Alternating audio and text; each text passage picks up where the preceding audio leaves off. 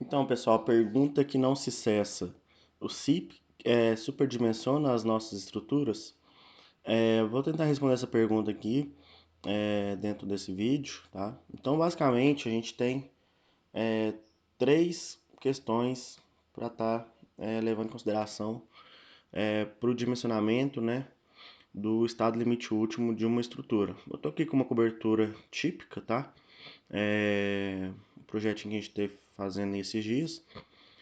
Então, o que que acontece? Quais são as determinantes aí para uma estrutura estar superdimensionada ou hiperdimensionada, né, ou subdimensionada? Basicamente, a gente tem três fatores aí que vai estar proporcionando esse dimensionamento, né? Não, na verdade quatro, né? Pensando um pouquinho melhor aqui. Então, o primeiro fator vai ser a geometria da estrutura, tá? Disposições de barras, se uma barra está virada ali, girada na sua melhor inércia, né? Enfim, disposição de diagonais, falando aqui de cobertura, né?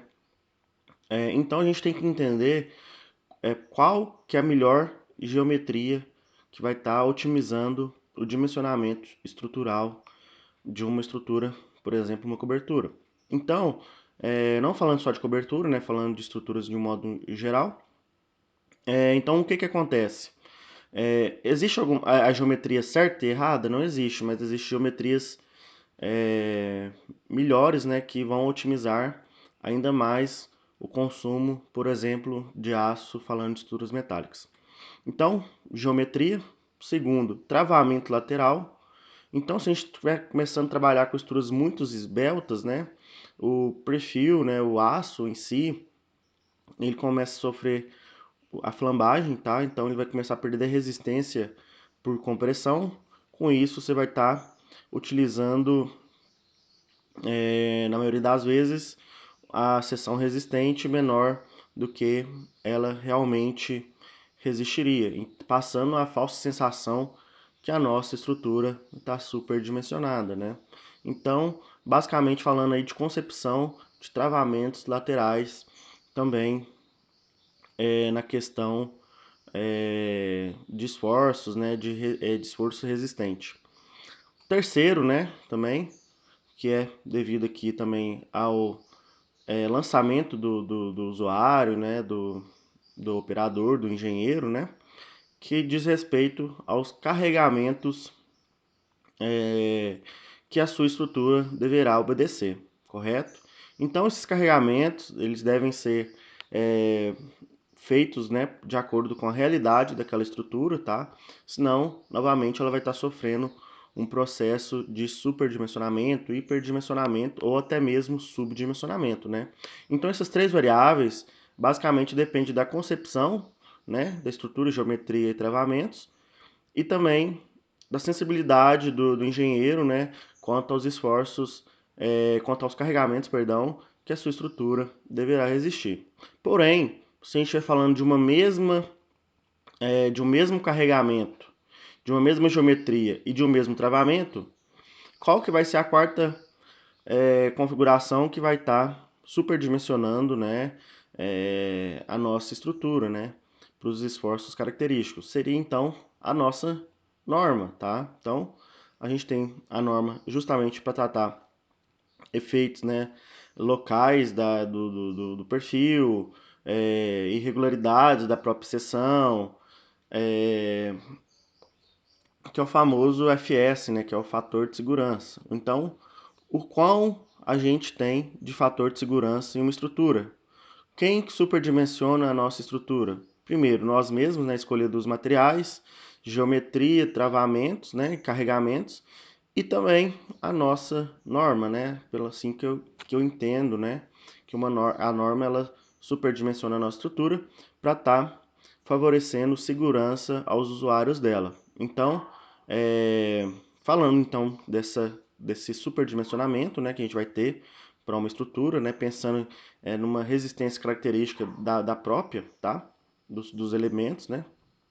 Então, a gente tem como configurar, controlar e processar o que a gente realmente necessita, né? Então, geometria, travamento, carregamento e também a norma, por que não? Então, pensando aqui numa estrutura otimizada, né, de uma cobertura, onde a gente está trabalhando aqui com perfil nos banzos de 100 por 50 na 2 milímetros, né? A gente tem aqui uma tensão aqui, aprovação ó, de 90% no banzo mais solicitado, enquanto aqui nas diagonais a gente tem 92,78. Então, se a gente tirar esses coeficientes de segurança, vamos dizer assim, o quão a nossa estrutura, primeiramente, resistiria a, aos esforços aqui, né? As tensões e aprovações, né? Então, a gente está trabalhando aqui na casa de 90 e 92, para qual resistência que a nossa estrutura baixaria, cairia, né? Então, vamos fazer o seguinte experimento. A gente vai vir aqui em obra, dados gerais,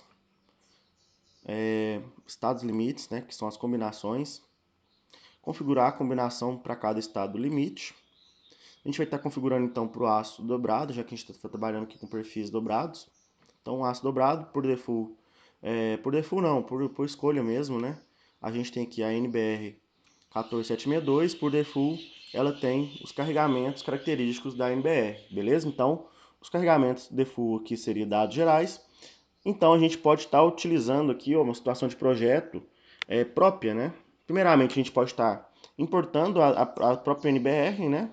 A partir da situação de norma, que é o que eu vou fazer, para a gente não ter que carregar de novo a nossa estrutura. Ó. Então, eu vou importar aqui a cópia da norma de aço dobrado, tá? Então, ó, colocar aqui teste, tá? E, propriamente dito, ó, a gente vai configurar aqui ó, os coeficientes de segurança. Então, vou colocar tudo 1 aqui. Ó. Então, o que seriam os esforços característicos que a gente teria da nossa estrutura. Ó. Acompanhamento, vou colocar tudo 1. Ó. Então, não quero nada. Ó.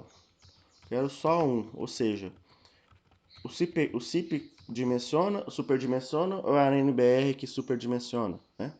Então é isso que a gente vai estar provando aqui agora. Vou testar, vou aceitar, aceitar, aceitar, aceitar, aceitar. Então, para uma mesma geometria, para o mesmo carregamento, qual seria a tensão aprovação agora se a gente tirasse o nosso fator de segurança? Então, processou aqui, né? Só pensando então no estado limite último, tá? A gente vai estar verificando aqui agora as tensões. Ó, a gente estava com 90 por cento aqui no banzo, né? Agora a gente está com 64, tá? Por cento de aprovação de resistência. Ó, 63, né? E aqui a gente estava com 92, caiu para 60. Então, qual que é a proporção do carregamento da norma, né? Então, a gente tinha 92, caiu para 60. Então, 1.5, né? Então, a gente tem 1.5 aí de fator de segurança, que é em média ali a sobrecarga, né? Minoração do material, né? Que a gente não mexeu, se a gente olhar aqui na memória de cálculo, ó, por exemplo, aqui compressão, a gente vai ter aqui ó, o mesmo FS aqui do material da ponderação de resistências, tá? Então a gente mexeu somente na combinação. Então, ó, a combinação que causa aqui o esforço solicitante desfavorável, ó, tá totalmente, ó, sem os fatores de segurança, né? Sem um FS de 1,25, de 1,5, 1,25 aqui para peso próprio, né? 1,5 para sobrecarga, beleza? Então, não é o programa que superdimensiona, sim a norma, né? Se a gente for fazer essa analogia, pensando no bem-estar dos usuários da estrutura, pensando em cagadas, né, do próprio engenheiro, do próprio executor, a fim de proporcionar estruturas seguras, né, a sua utilização, já que alguns conhecimentos aqui para o desenvolvimento dessa estrutura são empíricos, né, por exemplo, são testados, porém são também empíricos, né?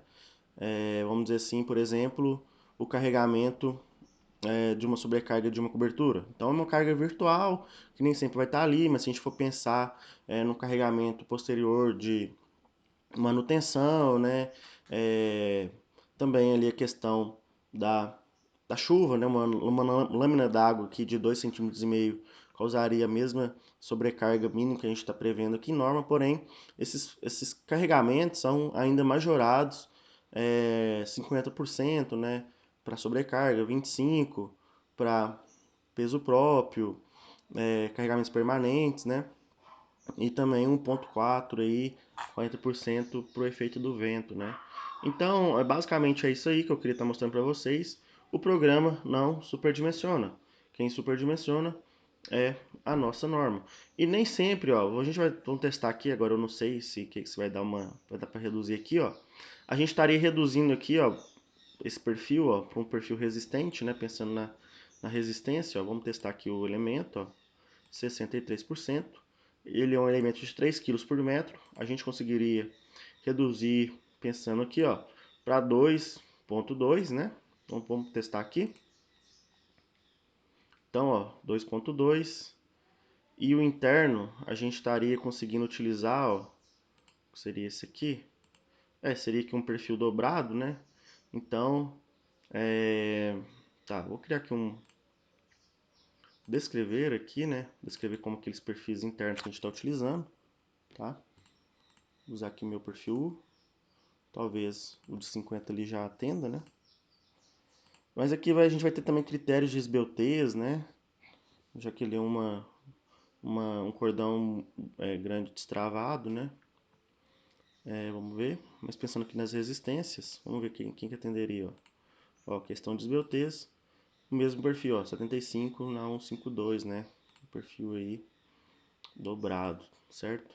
Então, eu vou testar aqui de novo a nossa estrutura, para finalizar, e depois eu vou tirar o peso aqui, né, da estrutura em si. A gente viu ali em média 50% de aumento ali da tensão-provação, né? E de questão de peso próprio, tá? Vou pegar aqui somente, vou pegar aqui os elementos da minha cobertura, tá?